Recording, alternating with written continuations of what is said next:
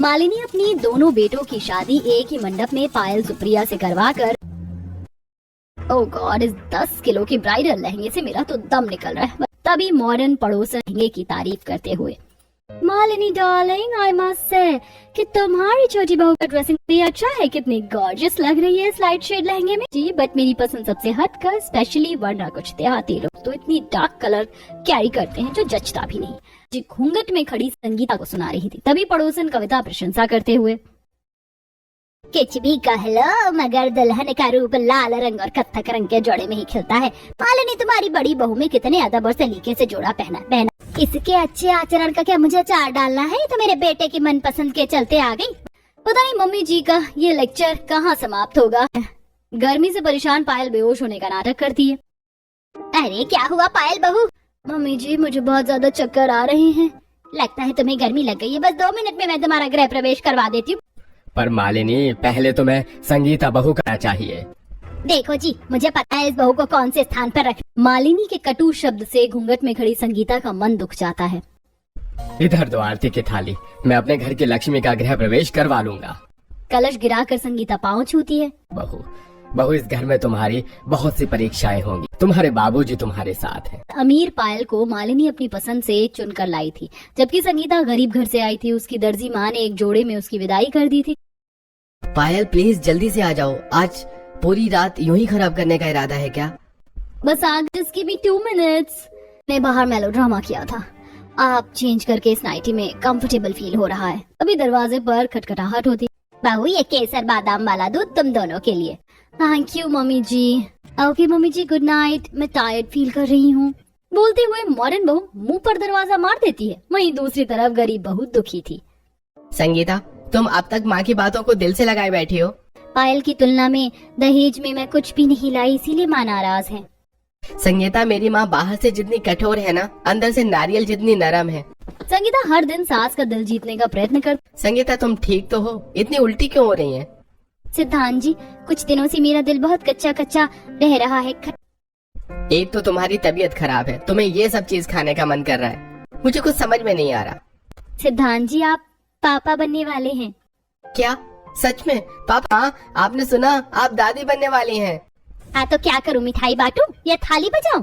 मालिनी इतनी बड़ी खुशखबरी सुनकर भी तुम नीरसता दिखा रही हो। अभी दरवाजे से अमीर बहू, पायल बहू डॉक्टर ने क्या कहा? दादी बनने वाली हैं। बहू आज तुमने मुझे ये खुशखबरी देकर सोने की सीढ़ियाँ चढ़ा दी। वो अब तुम्हें ये टाइट कपड़े नहीं पहनने चाहिए। मैं तुम्हें आज ही शॉपिंग के लिए ले चलूंगी। माँ क्या मैं आपके और पायल के साथ खरीदारी के लिए चल सकती हूँ? क्या तेरी 2 कौड़ी की दर्जी माँ ने क्या भर भर के मेरे घर में दहेज भेजा है? वही पहन के गुजारा कर। संगीता के प्रति मालिनी का कड़वा स्वभाव सबको बहुत खलता है। संगीता रो मत, पर ये कुछ 1500-2000 रुपए हैं, इन्हें रख लो और अपने लिए कुछ कपड़े ले आना। तुम भी सोच रही हो ना कैसा पति मिला है कि खुला खर्चा भी नहीं दे सकता। आपने मुझे 2 जोड़ी कपड़े के साथ स्वीकार किया है, इतने में मैं कई जोड़ी कपड़े बना लूंगी। कुछ पैसे बचाने के लिए भी गरीब प्रेग्नेंट बहू पैदल पैदल तक बाजार जाती है। वही मालिनी अपनी अमीर बहू को एसी वाली ओला में बिठाकर बढ़िया मॉल में लेकर जाती है। अभी घमंड से पायल सास को झाड़ देती है। मम्मी जी ड्रेस खरीदने के मामले में आपका टेस्ट बहुत खराब है। मैं अपने लिए कपड़े खुद चूज कर लूंगी। लगता है पायल बहू को मूड स्विंग हो रहा है। अमीर बहू एक से बढ़कर एक महंगी महंगी ड्रेस चुनती है। तभी वह एक डमी पर बेबी शार्क के लिए सुंदर सा गाउन देखती है। जो मम्मी जी देखिए कितना प्रीटी गाउन है, मैं तो अपनी गोद भरा में यही पहनूंगी। बहू तुम कैसी बातें कर रही हो? इस गाउन में पेट वाले हिस्से के पास तो एकदम नेट का कपड़ा लगा हुआ है। This is too much. अब तो ये सासू माँ मुझे इरिटेट कर रही है। आइए जी, सस्ते में कॉटन का, सिल्क का, मलमल का कपड़ा ले जाइए।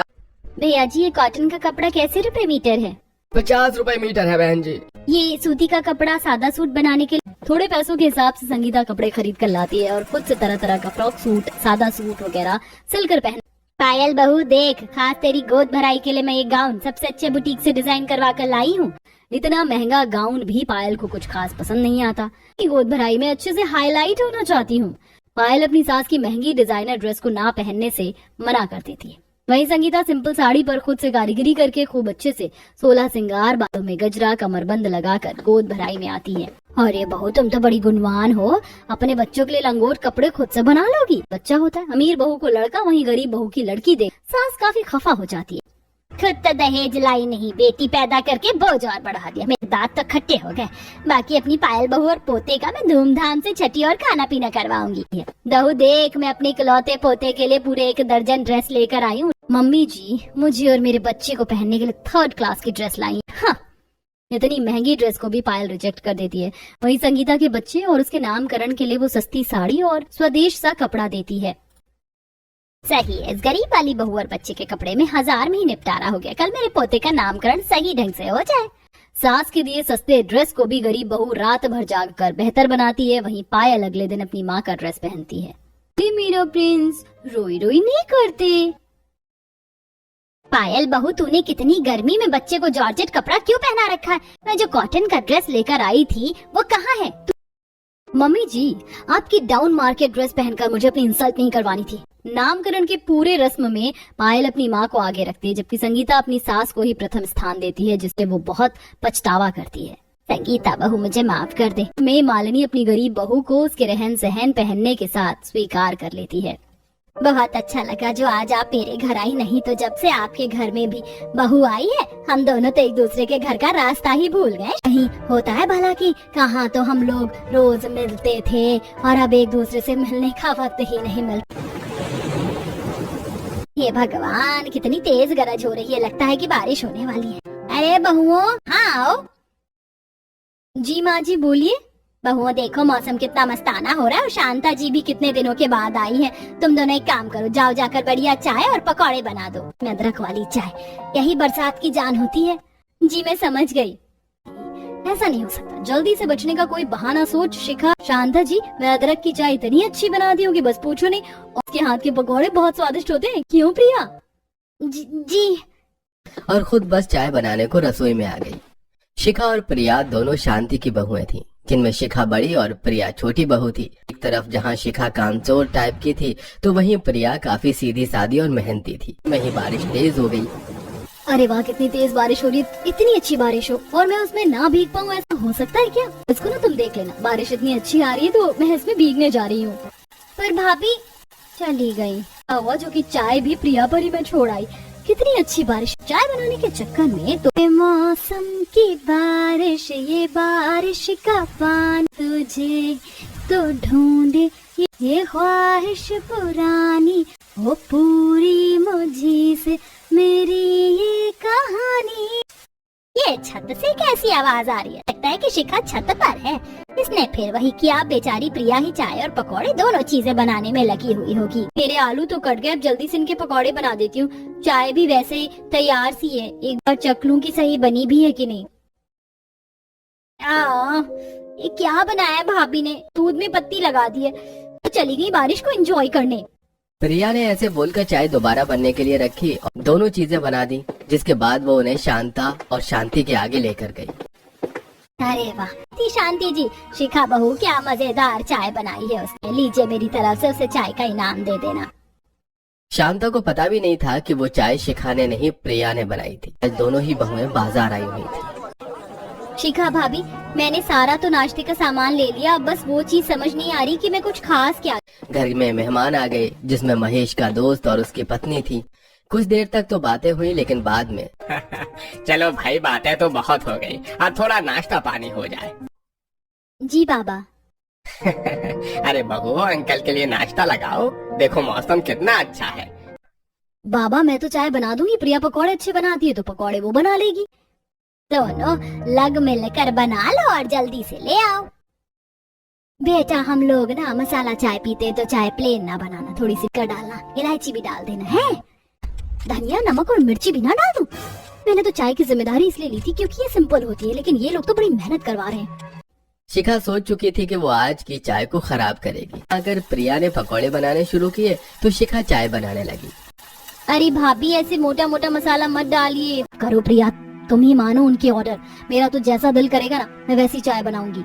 उसे सिर्फ चाय बनाना ही मुश्किल लग रहा था और दोनों बहुओं ने नाश्ते के साथ चाय और पकौड़े भी लगा दिए। पकौड़े तो सभी को पसंद आए, लेकिन चाय बेदिली से बनी हुई थी।